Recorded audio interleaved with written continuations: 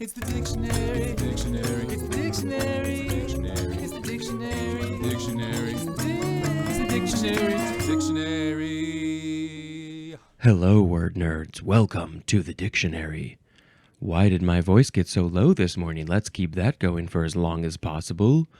Hey, I am recording this on April 22nd, 6:58 a.m. Is today Earth Day?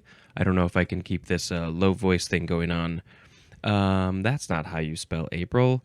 It's either today, is it today, or is it tomorrow, or is it the next day, or was it yesterday? Maybe it would have been better if you just looked up Earth Day. Earth Day. Oh, it is today. It's today. Happy Earth Day. Except that's not when you're listening to this or watching this. Do stuff for the Earth today. Pet it. Feed it some water. Good Earth, you're so good. Okay, the first word in this episode is exocytosis. Exocytosis. This is EXOCYTOSIS. Exocytosis. Noun from 1963. The release of cellular substances as secretory or secretory products contained in cell vesicles by fusion of the vesicular membrane with the plasma membrane and subsequent release of the contents to the exterior of the cell.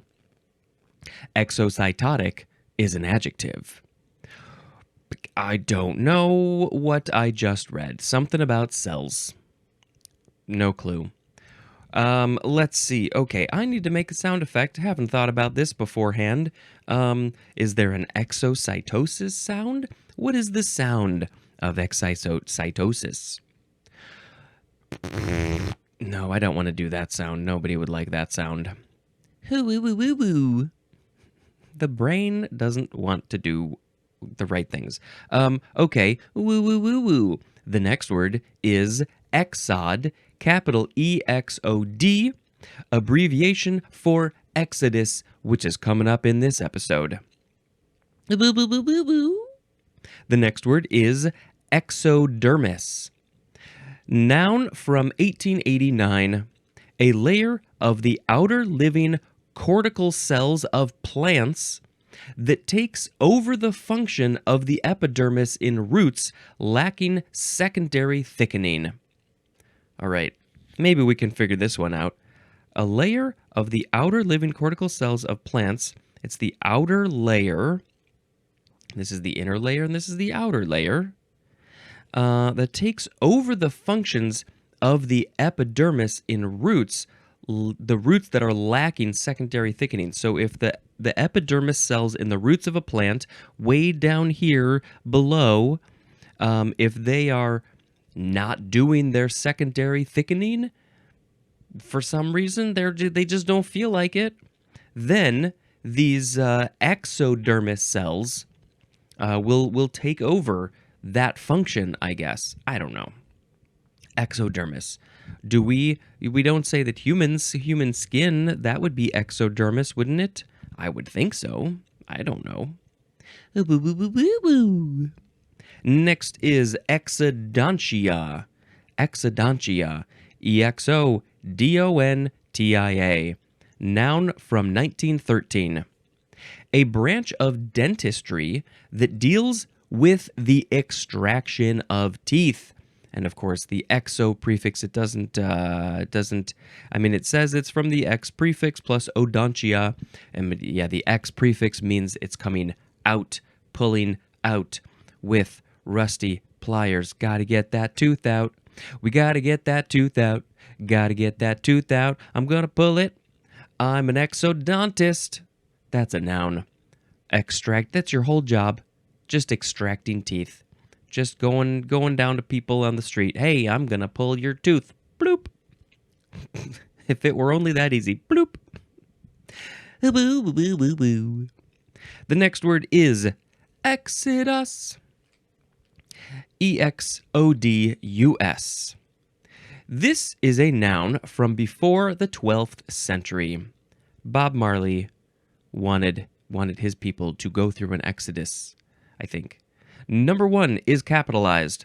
This is the mainly narrative second book of canonical Jewish and Christian scripture.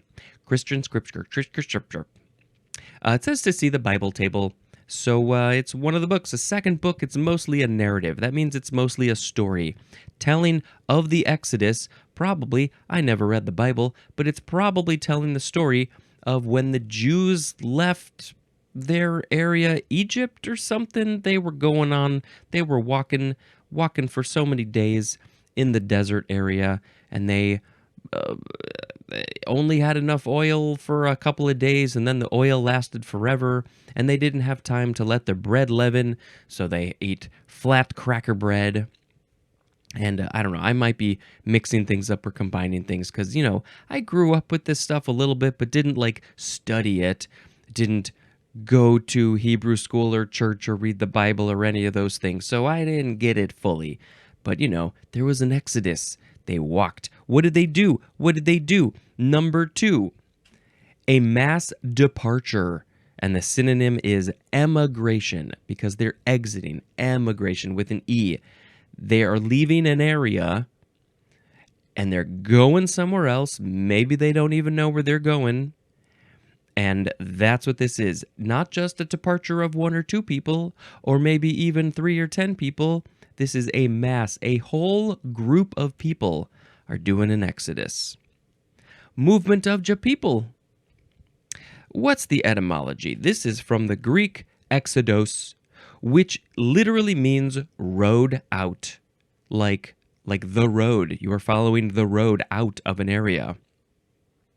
From ex plus hodos, which means road. Let's see, is there any interesting Exodus song lyrics? I've never been a good lyrics guy.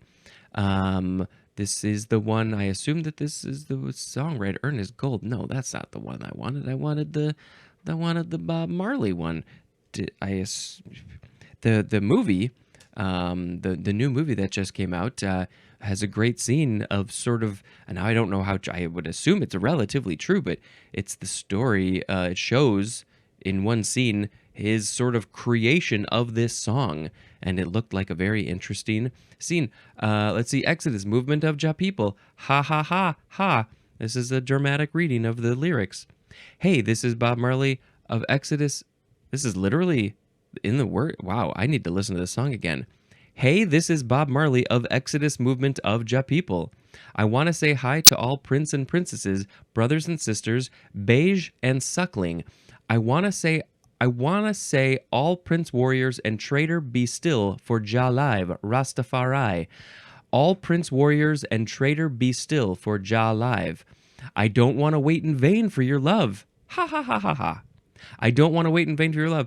And then the last line is from the very first time I placed my eyes on you, girl. Interesting lyrics. All right, I'm going to have to listen to that again with the lyrics in front of me. Exodus, let my Cameron go. The next word is exoenzyme. Exoenzyme. Noun from 1908. An extracellular enzyme. Extracellular is one word.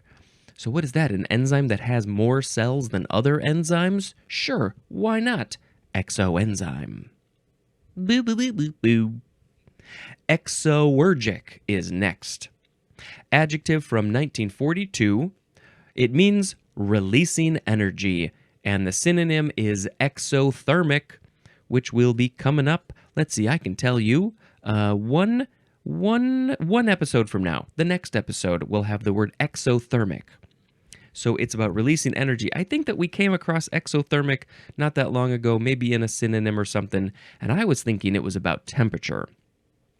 But I guess the therm prefix or suffix maybe is more about, let's see, this is exoergic, exothermic, energy, it's all related, it's all energy. Energy, temperature, hot temperature has maybe more energy. Okay, so exoergic. There is no etymology. I would assume that the urge part, ERG, has something to do with work, energy, right? So you're taking the energy and you're putting the exo prefix, which means it's out. So you're releasing it out into the world so it can go have a family. Releasing energy. Trying to think. I guess like when you're sweating, is that releasing energy? You're releasing the heat out of your pores, or if you're a dog, out of your tongue when you pant. Hello, dogs. Arf, arf, arf. So yeah, exoergic. It's an adjective. So things are being described as exoergic because they release energy. Boo, boo, boo, boo, boo. The next word is exoerythrocytic or cytic. Exoerythrocytic. Cytic. Let's spell it. EXOERYTHROCYTIC. All one word. Exoerythrocytic. Adjective from 1942. Occurring outside the red blood cells. And this is used especially of stages of malaria parasites. Oh, fun. Malaria parasites. Outside the red blood cells. So these malaria parasites, maybe they like to get into the red blood cells, but sometimes they're outside of the red blood cells, and so when they're outside of them, then they are called exoerythrocytic. Exo is outside. I believe erythro is related to the blood cells, the red in the blood, and then cytic, I think, would be about the cells. I think so. Malaria parasites. Is this one of those things that is almost extinct, almost made gone, or is very close to it? I would like to think so, because we don't need any malaria in the world. No, we don't. Next is ex officio or ex officio. I should say it's ex officio or ex officio, because ex is the first word, and then the next word is officio. Officio. Adverb or adjective from 1533. It means by virtue or because of an office. So by virtue of an office or because of an office, as in the example, the vice president serves ex officio as president of the Senate. So by virtue of the office because of, I think what it's saying is because of the office that they hold, because of their job, because they are vice president, that means they are also the president of the Senate. Right? We saw very clearly an example of this. If you're not, you may be aware, even if you don't follow politics too closely, January 6th, when they were saying, yes, Joe Biden won, and they were all putting in their things to make it official, Joe Biden, no, wrong person. And now I can't think of his name.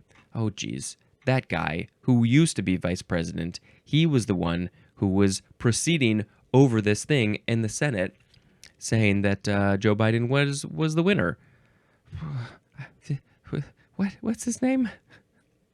Let's just look up past vice president. Oh, well, I appreciate that he went on with this whole with the whole thing, and he didn't. Anyway, whatever. We're not gonna dig into that. Oh, Mike Pence, of course. How could I forget? Mike Pence? So ex officio.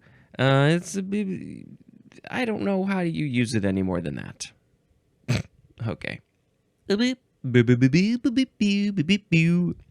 Next is exogamy. Exogamy. We've seen this gamy suffix before.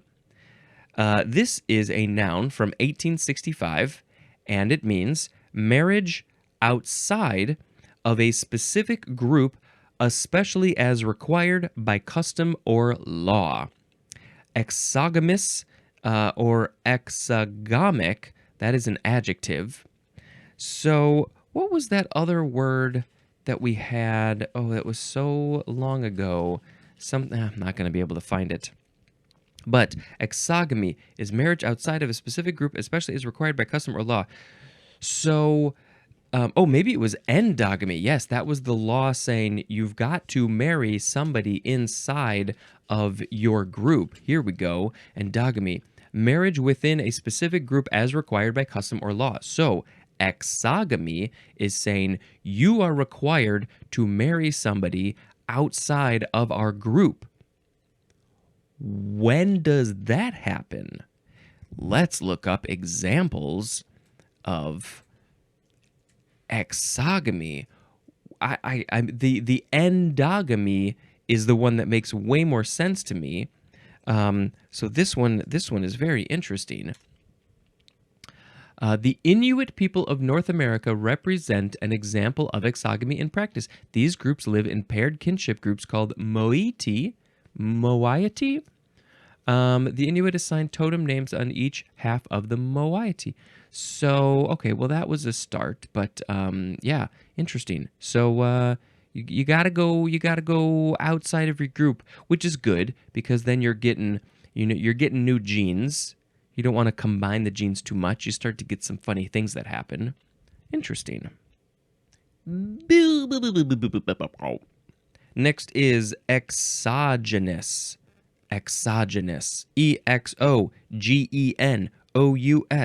Adjective from 1830.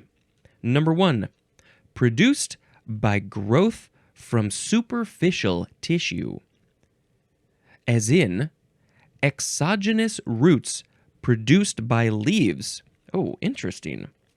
So there's leaves, and then the leaves make some more roots? That seems odd. Yes, superficial tissue that's sort of extra on the outside, whatever, is growing things.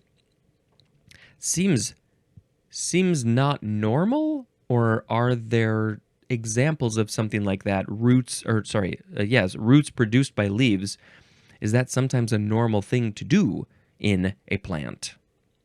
2a, caused by factors or an event from outside the organism or system.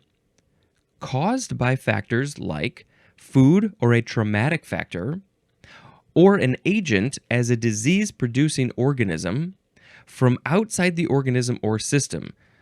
So something's having an effect on something, but it's from somewhere else. It's from a food, a trauma, something else, a disease coming in. So it's something from the outside coming in to affect the thing. There's an example, exogenous obesity. So that obesity would be caused, well, by food. That's a pretty clear one. A traumatic factor, a physically traumatic situation, a mentally traumatic situation. Yes, that would make somebody potentially change their life unintentionally and end up getting obese for whatever reason. Oh, I don't know, maybe if you broke your legs and you are stuck on the couch, you can't move, you can't exercise, maybe you're not eating right, and then you might get obese. Lots of a disease, sure, why not? That could cause that. We have more examples. Exogenous psychic depression. I don't know, nobody should have psychic depression. You're sad about stuff that hasn't happened yet. No, that was a joke. Also, exogenous market fluctuations. So the stock market is fluctuating because of outside stimuli. Something else is coming in and affecting it. Yeah, exogenous.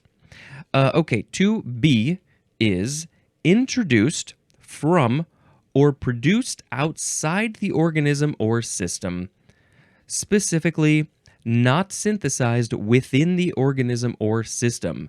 So maybe if you, maybe if you have, what is it, hypothyroidism, your thyroid gland, is that the pituitary? Is that the, or is it just called the thyroid gland? It's probably just called the thyroid gland.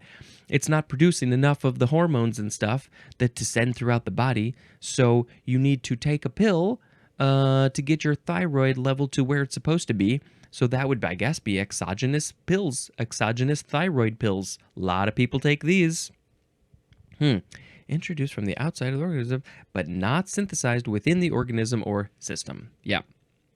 Lots of examples of stuff like this. Exogenously is an adverb. So, you probably see where this word comes from, but let's talk about it.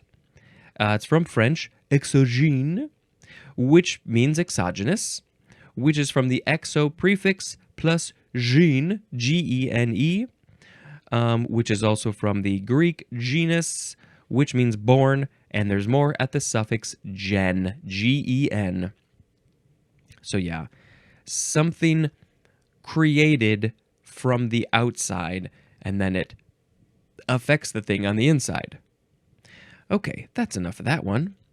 Beep, boop, boop, boop, boo. Exxon is next. E-X-O-N, not the company, the big old gas, whatever, oil company. That's X, two X's. Noun from circa 1978. A polynucleotide sequence in a nucleic acid that codes information for protein synthesis and that is copied and spliced together with other such sequences to form messenger RNA. And it says compared to intron.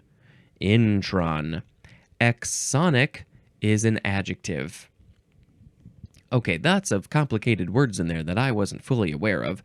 A polynucleotide sequence in a nucleic acid that codes information for protein synthesis and that is copied and spliced together with other such sequences to form messenger RNA. We learned a lot about messenger RNA and this sort of stuff when the vaccines for the COVID were coming out. We all became experts on this. So yeah, something about your RNA and your nucleic acid. I don't know. I'm not going to be able to tell you anything more than that. By the way, I can say, though, that this X is not from the outside of something. The X part of this is from expressed sequence. The EX from expressed sequence plus the suffix on, O-N. That's it. Exon. Next is exonerate. Exonerate or exonerate. This is a transitive verb from 1524. Number 1, to relieve of a responsibility, obligation, or hardship. I'm sorry, you don't have to be responsible right now. No. I'm going to take that load off of your shoulders. I'm going to exonerate you from doing laundry. Number 2, to clear from accusation or blame. We thought that you did it, but we have realized since that you did not do it. You did not throw the bread, the peanut butter and jelly sandwich onto the floor. That was not you. Somebody else did it. We cannot say who, but somebody else did it. We exonerate you from destroying the peanut butter and jelly sandwich. A synonym is exculpate, and that was, we read that one a little while ago. Exculpate. Exoneration is a noun. Exonerative, that is an adjective.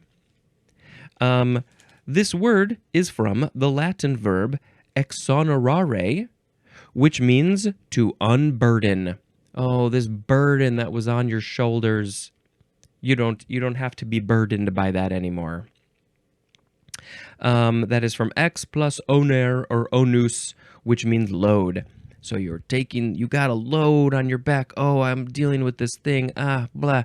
Can somebody exonerate me from this podcast? It's such a load. It's such a burden. But I have put it on myself, so I can be the only one to exonerate myself from this podcast.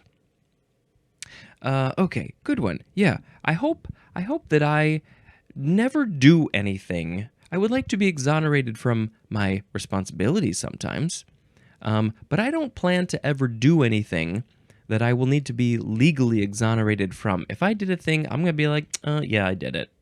I did that thing. Please, don't unburden me. Don't exonerate me. Exonerate me. I don't know the other word. Beep, boop, beep, beep, beep, beep, boop, beep, beep. The next word is exonuclease or exonuclease. Noun from 1963. An enzyme that breaks down a nucleic acid by removing nucleotides one by one from the end of a chain. Bloop, off with you. Off with you. Take another one off the chain.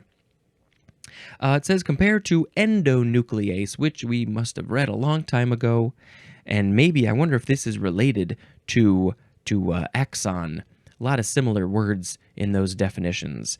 Exonuclease. Yeah.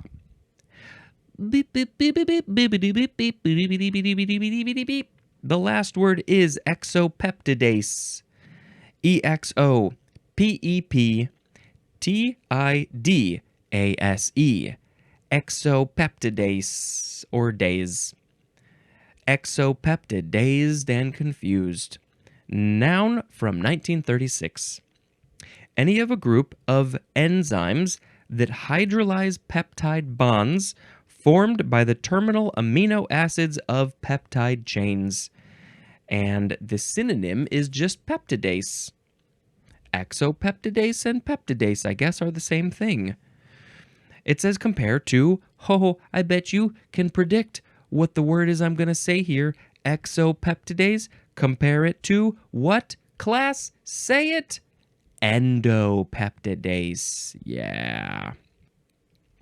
I can't give you any more information on any of these words.